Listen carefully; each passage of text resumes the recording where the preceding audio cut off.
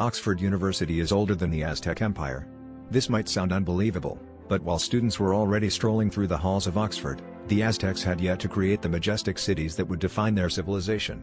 Founded around the year 1096, Oxford's roots stretch back to the medieval period, long before the Aztecs began their rise in the 14th century. Imagine lectures in dim candlelit rooms while across the ocean, the Aztecs were still generations away from constructing their architectural wonders like Tenochtitlan. As Europe was steeped in the Middle Ages, Oxford was already cultivating a tradition of scholarship that would influence centuries to come. Professors and scholars engaged in debates on theology, philosophy, and science, laying the groundwork for modern academia. Meanwhile, in the distant lands of Mesoamerica, the Aztecs were still tribal, not yet the empire builders who would astound the world with their artistry and engineering prowess. The Aztecs eventually rose to power and crafted an empire known for its vibrant culture and impressive city planning. However, by the time they began building their empire, Oxford had already witnessed several generations of scholars pass through its gates. The university had become a beacon of learning and intellectual pursuit, thriving in a world that was mostly uncharted by the Aztecs. This temporal disconnect is a fascinating reminder of how human history is full of surprising overlaps and distinctions. While Oxford continues to thrive as a bastion of education, the Aztec Empire remains a testament to a rich, albeit brief, cultural legacy. Both have left indelible marks on history, but their timelines, separated by an ocean and centuries, tell a captivating story of the diverse paths civilizations can take. Buried in a can. The man who invented the Pringles can is buried in one. In a twist of fate that sounds like an urban legend but is entirely true, Fred Bauer, the mind behind the iconic cylindrical container, requested to have his ashes placed inside a Pringles can before being laid to rest. This unusual final wish was a tribute to his innovative design that transformed how snacks could be packaged and preserved, keeping chips crisp and unbroken, a revolution in the snack industry. Fred Bauer was an Ohio-based organic chemist who, in the 1960s, set out to solve the age-old problem of broken potato chips. His quest led to the creation of the stackable Pringles chip and the can that would become synonymous with it. His genius design not only protected the chips but also made them easily stackable and transportable, changing the way people snacked on the go. Bauer's family honored his unique request in 2008, placing part of his cremated remains in a Pringles can and burying it alongside his other ashes. The choice of flavor for the can? Original, of course, a nod to the classic and timeless nature of his invention. This final resting place is not just a quirky footnote in history but a testament to Bauer's pride in his work and the impact it had on snack culture. The Pringles can has since become a cultural icon, instantly recognizable around the world, and Bauer's story adds an extra layer of intrigue. It's a reminder that sometimes, the legacy of an inventor is carried not just in their creations but in how they choose to be remembered. With his unusual and fitting burial, Fred Bauer ensured that his name would forever be associated with his beloved invention, turning an everyday object into an everlasting monument to his ingenuity. Spy cats, CIA's fail. In the 1960s, the CIA spent millions trying to turn cats into covert operatives. Imagine a fluffy feline outfitted with a tiny microphone and transmitter, prowling the streets of Moscow as a stealthy spy. Dubbed Acoustic Kitty, this project aimed to eavesdrop on Soviet conversations by training cats to sit near sensitive locations. The idea was audacious, mixing Cold War paranoia with the unpredictable nature of cats. The training process was as peculiar as the concept itself. Operatives tried to teach these independent creatures to follow commands and ignore distractions, no easy feat for any cat owner. They even surgically implanted electronic equipment inside the cats, transforming them into living, breathing surveillance devices. But the logistics of controlling a cat's movements proved far more complex than anticipated. The project's first live test ended in disaster. Released near a Soviet compound, the inaugural spy cat was tragically run over by a taxi before it could complete its mission. This accident highlighted the impracticality of using animals for espionage, leading to the project's abrupt termination. Millions of dollars and countless hours vanished in a whisker. Despite its failure, the Acoustic Kitty project remains a testament to the lengths intelligence agencies were willing to go during the Cold War. It highlights the era's bizarre blend of innovation and absurdity, where even the most outlandish ideas were considered viable options for gaining an edge over the enemy. The story of the spy cats is a curious chapter in the annals of espionage history, reminding us that sometimes, the line between genius and folly is as thin as a cat's whisker.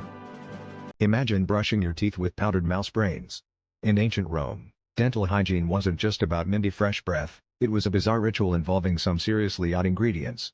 The Romans believed that the brains of mice, when crushed into a fine powder, could help keep their teeth clean and their smiles bright.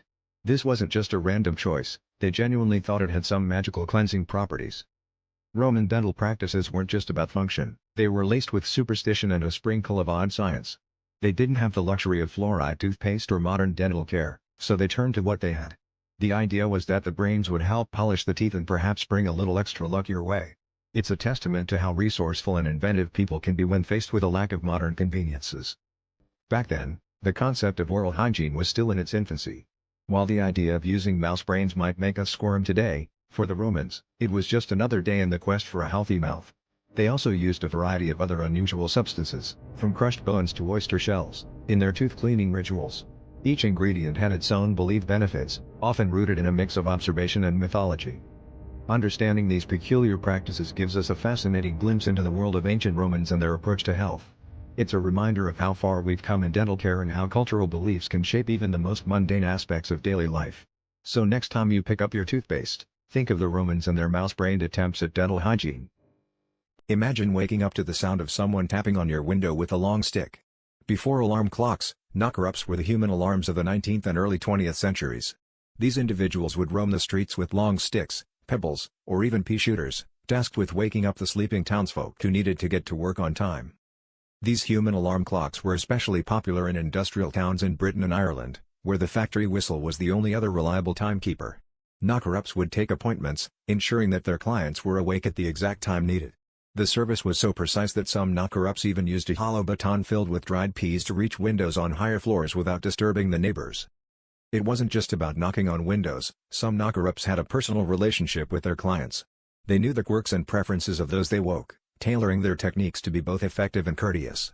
This was a profession that required trust, consistency, and a remarkable internal clock. Their routes were meticulously planned, and they often carried lanterns to navigate the pre-dawn streets. As alarm clocks became more affordable and accessible, the role of the knocker-up faded into history. Yet, their legacy is a fascinating reminder of how communities relied on human ingenuity and personal connections to solve everyday problems. This slice of history reveals how innovation doesn't always come in the form of technology. Sometimes, it walks the streets with a long stick and an unerring sense of duty. Marathon shortcut scandal revealed. The winner of the first Olympic marathon in 1896 actually hitched a ride in a car for part of the race. Spiridon Louis, a Greek water carrier, captured the title in the inaugural modern Olympics, but not without controversy. As the legend goes, at some point during the grueling 26-mile race, he was seen by some spectators stepping into a car to cover part of the distance. Despite this scandalous shortcut, Louis was celebrated as a national hero in Greece, as his victory was seen as a triumph for the host nation. This unexpected twist in the marathon's history wasn't the only oddity of the 1896 Athens Games. The rules of early Olympic competitions were often loosely defined, and the marathon itself was a brand new race, inspired by the ancient Greek legend of Pheidippides. The course stretched from the town of Marathon to Athens, tracing the supposed path of the ancient messenger who ran to deliver news of victory in battle. The idea of running a marathon was so novel that the standards and expectations were still evolving. Louis' controversial win was initially accepted with little protest, largely because there was no definitive proof of his vehicular assistance until much later. The incident wasn't taken as seriously as it might be today, given the informal nature of the early games and the lack of media scrutiny. His victory brought immense pride to Greece, and Louis became a figure of national celebration, hailed for his endurance and symbolic representation of Greek athletic prowess. Regardless of the car ride, Spiridon Louis' story remains a captivating chapter in Olympic history. It highlights the chaotic and often quirky nature of the early games, where the spirit of competition sometimes outweighed strict rule adherence. While today's athletes are held to rigorous standards of fairness and integrity, the tale of Louis in 1896 serves as a reminder of the Olympics' colorful past, where myths, legends, and reality often blurred into one unforgettable narrative.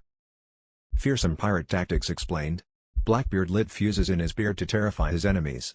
Imagine standing aboard a ship, the seas chill biting your skin, when out of the fog emerges a figure with smoke swirling around his head like a demonic halo. This was the sight that struck fear into the hearts of many who dared cross paths with Blackbeard, one of history's most notorious pirates. Born Edward Teach, Blackbeard understood that fear was as powerful a weapon as any sword or cannon. By weaving slow-burning fuses into his thick, black beard and lighting them during battle, he transformed himself into a living specter of chaos and death. The sight was so horrifying that many enemies surrendered without a fight, their courage snuffed out by the fiery visage before them. Blackbeard's tactics weren't just about theatrics, though. He was a strategic mastermind, using psychological warfare to gain the upper hand. His reputation for brutality spread like wildfire, ensuring that even the mightiest ships thought twice before engaging in combat. Stories of his fearsome appearance and ruthless nature were enough to make entire crews abandon their vessels at the mere rumor of his approach. This fearsome facade was not just for show, it was an integral part of his strategy, allowing him to capture ships with minimal bloodshed and maximum loot. Blackbeard's legend endures, a testament to the power of image and reputation in the high-stakes world of piracy, where the right mix of fear and fire could make a man a king of the sea. Locusts on trial? Seriously? In a bizarre twist of justice, a medieval court once put a swarm of locusts on trial. Yes, you heard that right. This wasn't some fantastical tale, but a genuine historical event that highlights the peculiar ways humanity has grappled with the chaos of natural disasters. During the 14th century in France, these destructive insects were formally accused of ravaging crops, and in a courtroom where you'd expect to see humans, locusts were the defendants. The trial of the locusts was a serious affair.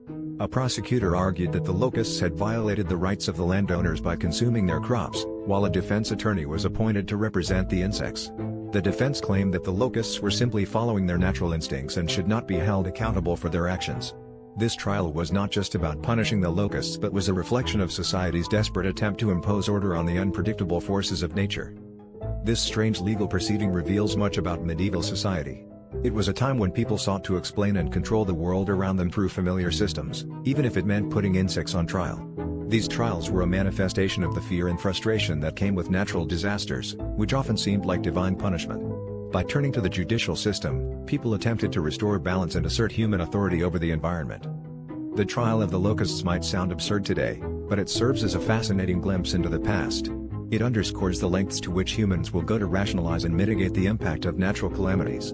While we no longer put insects on trial, the spirit of trying to understand and manage the natural world continues to shape our responses to disasters. The Eiffel Tower was once sold by a con artist who convinced scrap metal dealers that the iconic structure was going to be dismantled. In 1925, Victor Lustig, a notorious con man with a flair for the dramatic, saw an opportunity in the Parisian landmark. He posed as a government official, convincing several dealers that the city could no longer afford the maintenance of the tower, which had been built for the 1889 World's Fair and was meant to be temporary. Lustig orchestrated an elaborate scheme, complete with forged documents and official stamps, to lend credibility to his story. He invited the dealers to a luxurious hotel, where he held a secretive meeting, warning them to keep the information confidential to avoid public outcry. The dealers, eager for the lucrative deal, fell for the scam. Lustig even managed to sell the tower twice, taking advantage of the dealers' greed and their fear of missing out on a once-in-a-lifetime opportunity. The audacity of Lustig's scheme was matched only by his skill in execution. After the sale, he fled to Austria with a suitcase full of cash, leaving the dealers to realize they had been duped. Astonishingly, the first victim was so embarrassed by the con that he chose not to report it to the police, allowing Lustig to return to Paris and attempt the same scam again with a new set of buyers. Victor Lustig's escapades became legendary, earning him a place in history as one of the most successful con men of his time. His ability to sell the Eiffel Tower not once, but twice, highlights the power of persuasion and the susceptibility of even the most savvy businessman to fall for an expertly crafted lie. This incredible tale serves as a reminder of the lengths to which some will go in the pursuit of easy riches, and the surprising gullibility that can accompany ambition. Samurai swords, chilling truth. Samurai swords were tested on live prisoners. In feudal Japan, this chilling practice known as tameshigiri was not just about testing the sharpness of a blade, but also a grim demonstration of power.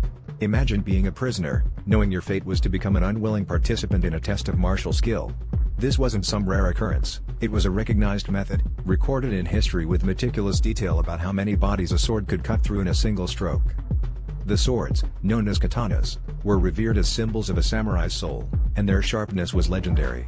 Testing them on inanimate objects wasn't enough for these warriors. They believed that only by slicing through human flesh could the true potential of their weapons, or their own skill, be fully realized. There were even records kept by sword testers, detailing the number of bodies each sword could cut through, sometimes as many as 7 or 8 in one swipe. The victims were usually criminals or prisoners of war, individuals deemed expendable by society.